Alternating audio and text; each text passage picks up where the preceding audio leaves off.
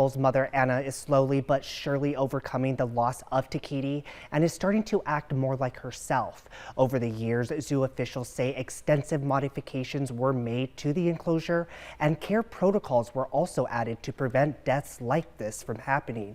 However, some animal advocates believe that no matter what improvements the zoo makes, it just won't be enough. Takiti died from an injury she sustained after getting startled by a gust of wind. Nancy Kluge, the president and CEO of Reid Park Zoo, wrote this in an open letter to zoo members. Quote, "As we move forward, the zoo is consulting outside experts and conducting further evaluation of the zoo habitat. This is a normal practice following any incident.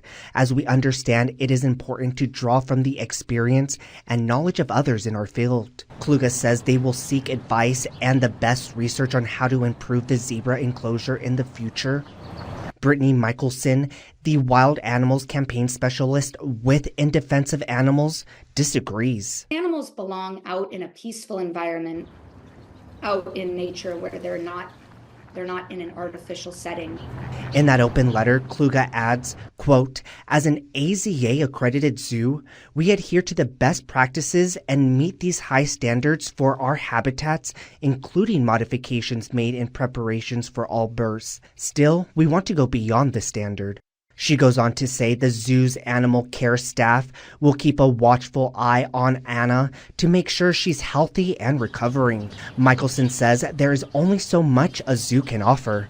There's just a lot more issues and a lot more suffering than is worth it. You know, it's not worth it for these animals who are stuck in the zoos to have to experience, years of suffering and inadequate living just to be like an ambassador species or just to educate people.